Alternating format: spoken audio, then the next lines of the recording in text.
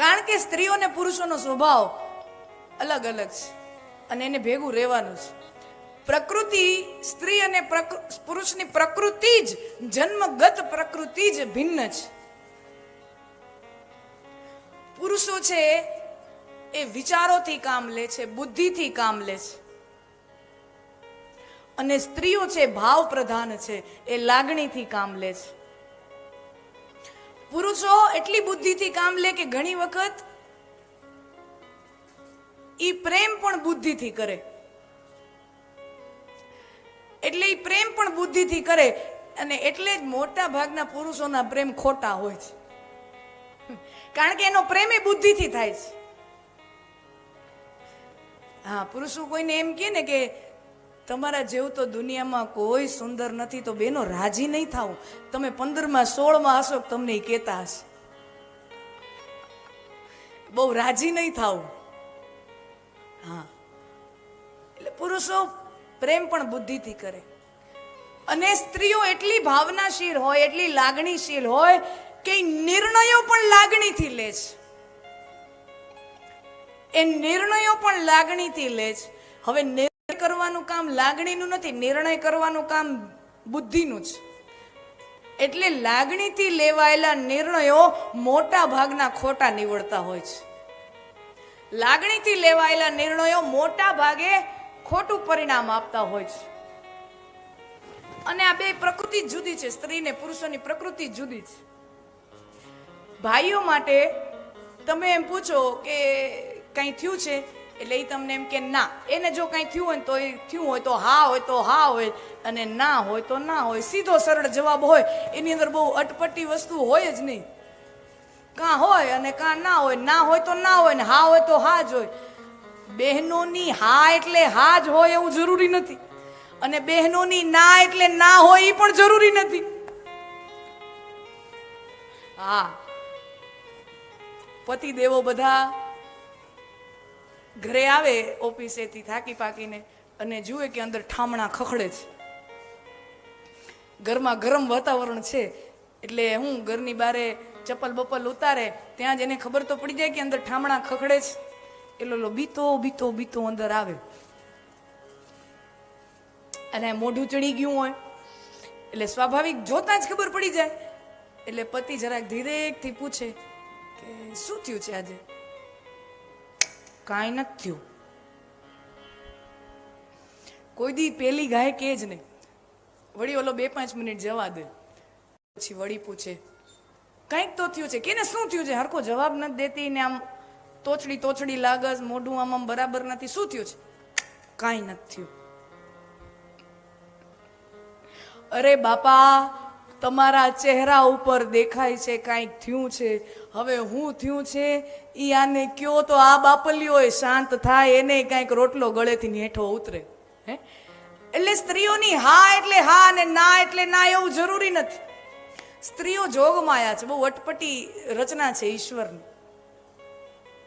ઈશ્વરની બહુ અટપટી રચના છે, એટલે જ જીવન જીવવા જેવું છે. હા, એટલે જ જીવન જીવવા જેવું છે.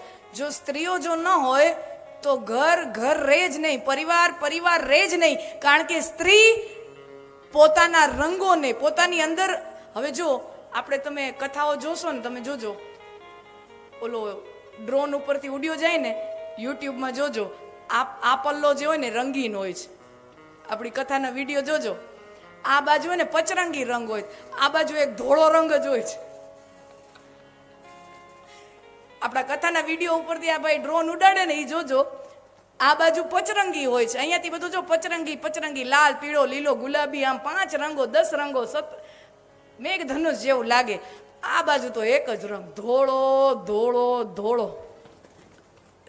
હા, એટલે જીવનમાં જે રંગ લઈ આવે છે, જીવનમાં જે ઉમંગ લઈ આવે છે, જીવનમાં જે ઉત્સવ લઈ આવે છે ને, એ આપણા ઘરની સ્ત્રીઓ આપણા જીવનમાં એ રંગ, ઉત્સવ અને રંગ લઈ આવે, ઉમંગ લઈ આવે છે. અને હું તો એટલે જ ખાસ કહેતી હોઉં, ચલો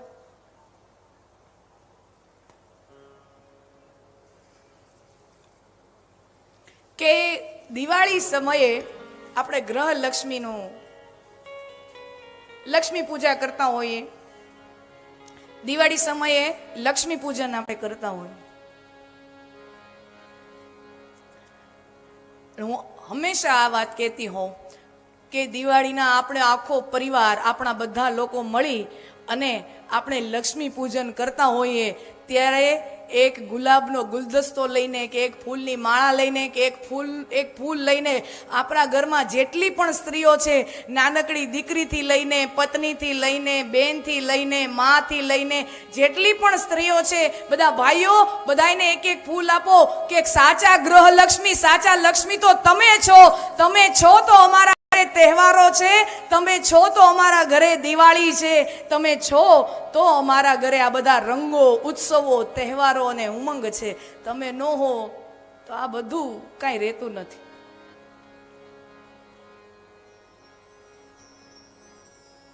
હા, આ બધા ભાઈઓ 4-5 ઘરમાં હોય,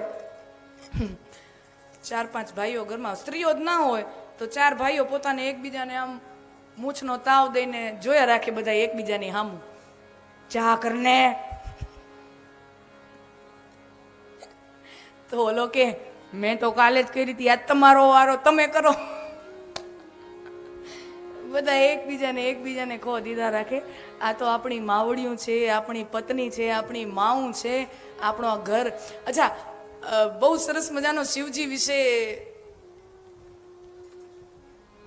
કે શિવજી છે ને ભિક્ષા માંગતા ફરતા હોય, એવા આપણે છબીઓ છે કે શિવજી ભિક્ષા માંગે છે, પાત્ર લઈ અને ભિક્ષા માંગતા હોય. તો આપણા કવિઓ સંસ્કૃતમાં અને કાલિદાસે પણ ખૂબ સરસ મજાનો વિનોદ કર્યો છે ને આપણા લોક કવિઓ જે હોય પોતપોતાની ભાષામાં બહુ સુંદર વિનોદ કરે કે ભગવાનને ભિક્ષા માંગવા જવું જ પડે ને.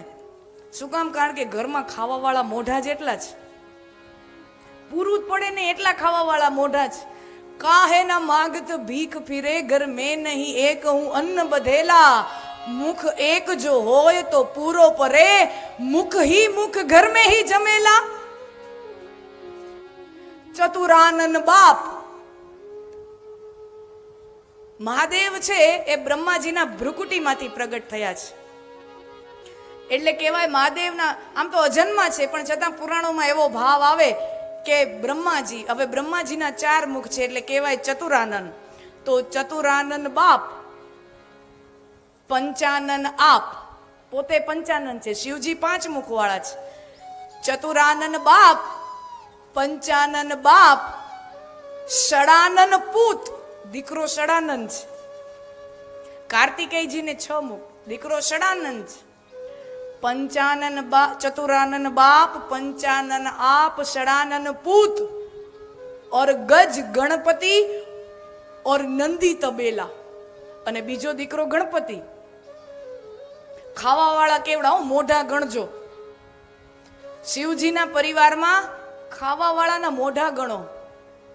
એક નંદી આખા તબેલામાં હોય, ગણપતિજી, હા, એક હાથીનું મોઢું કેટલું ગાઈ જાય, ગણપતિજી કેટલું ગાય, એને કેટલું ભોગ લગાવવો પડે.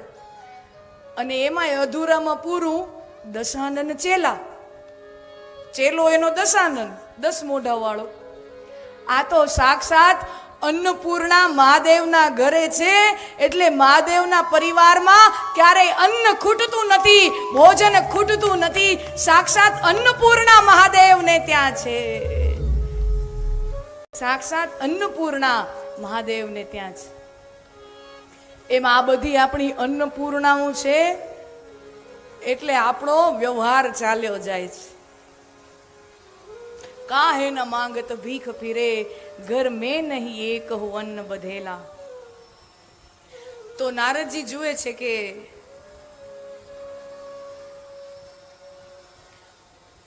બધા લોકો એક વાર લગ્ન કરીને હેરાન થયા હોય તો ભગવાનને તો એક માણાનું દુઃખ ગુણ્યા 16,000 થવું જોઈએ ને. ભગવાનને 16,108 રાણી છે તો 16,000 ગણું દુઃખ હોવું જોઈએ. પણ કૃષ્ણ ભગવાન તો સદાય પ્રસન્ન ચિત્ત છે, સદાય મુસ્કુરાહટમાં છે, સદાય મુસ્કાન એના મુખમંડલ ઉપર હોય. નારદજી જોવા જાય છે નારાયણ નારાયણ કરીને દ્વારકામાં આવ્યા. પ્રભુએ પ્રણામ કર્યા. નારદજી આપ અહીંયા? પ્રભુ તમારો ઘર સંસાર જોવા માટે આવ્યો છું, તમારું દાંપત્ય જીવન જોવા માટે આવ્યો છું. બધા લોકો દુનિયામાં દુખી છે, તમારે તો આટલી બધી રાણીઓ છે, આટલી પત્નીઓ છે, તમે ક્યારેય દુખી નથી. તમારો ઘર સંસાર મારે જોવો છે. ભગવાન કે આપણું જીવન ખુલ્લી કિતાબ જેવું છે, આપણું જીવન ખુલ્લી કિતાબ જેવું છે. આ મારો રાજમહેલ રહ્યો, આ મારી આટલી રાણીઓ છે, આ મારી પત્નીઓ છે, તમારે જેને પૂછવું હોય પૂછી લ્યો. આપણું જીવન ખુલ્લી કિતાબ જેવું છે. પછી કહેવાય છે, કથા છે, નારદજી એક એક કક્ષમાં રાણીને મળવા જાય છે. ત્યાં એક એક કક્ષમાં એક એક રાણી સાથે ભગવાન શ્રી કૃષ્ણના દર્શન નારદજીને થાય છે. ભગવાન કૃષ્ણના દર્શન એક એક રાણી સાથે થાય છે. અને નારદજી સૌ રાણીઓને પૂછે કે આમ તમને કોઈ તકલીફ ખરી? આમ આવડી બધી પત્નીઓ હોય તો તમારામાં કંઈક ઓછું ધ્યાન દેવાતું હોય, તમને કંઈક ઓછો પ્રેમ મળતો હોય, ઓછું ધ્યાન દેવાતું હોય, આમ કઈ કોઈ તકલીફ ખરી? તમારો બર્થડે તો યાદ રાખે ને. પત્નીઓને તકલીફ ઈ હોય. તો નાના નારદજી, આ જન્મે શું, અમને તો જન્મે જન્મે જ શ્રી કૃષ્ણ અમારા પતિ રૂપે મળે. અમે તો એના માટે તપસ્યા કરશું કે જન્મે જન્મે, આ જન્મે નહીં, હરેક જન્મે શ્રી કૃષ્ણ અમને પતિ રૂપે મળે. અમે બહુ આનંદમાં છીએ.